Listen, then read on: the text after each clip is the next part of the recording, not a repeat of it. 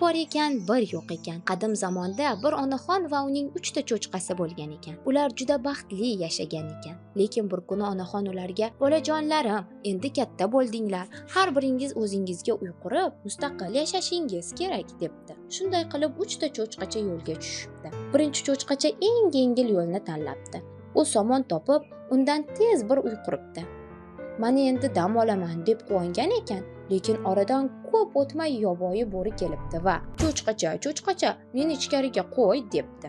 Cho'chqacha javob beribdi: "Yo'q, senga eshikni ochmayman", bo'ri baqiribdi. "Unda puflayman, uyingni uchirib yuboraman".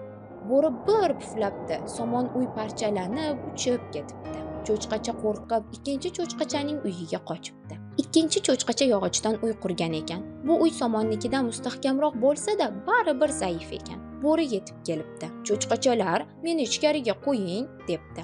Ular bir ovozdan "Yo'q, senga eshikni ochmaymiz", deyishibdi. Bo'ri g'azab bilan aytibdi: "Unda puflayman, uyingni qulataman".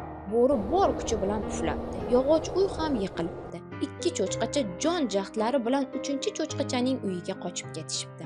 3-cho'chqacha o'ziga g'ishtdan mustahkam uy quribdi. Bo'ri u yerga ham kelibdi va doimiy gapini takrorlabdi: "Cho'chqachalar, eshikni ochinglar". Ular javob berishibdi: "Yo'q, ochmaymiz". Bo'ri puflabdi, yana puflabdi, lekin g'isht uy joyidan ham qimirlamabdi. Bo'ri yanada qattiqroq puflagan, hatto tomoqlari og'rib qolibdi. Shunda u hiyla o'ylab topibdi. "Men tomdan tushaman", deb uyning mo'ris tomon chiqibdi. Ammo aqlli 3-cho'chqacha qozonda suv qizitayotgan ekan. Mo'ridan tushgan bo'ri qaynab turgan suvga tushib ketibdi. Qattiq dodlab uyning orqasidan qochib ketibdi. Shu u boshqa hech qachon cho'chqalarni bezovta qilmaydigan bo'libdi.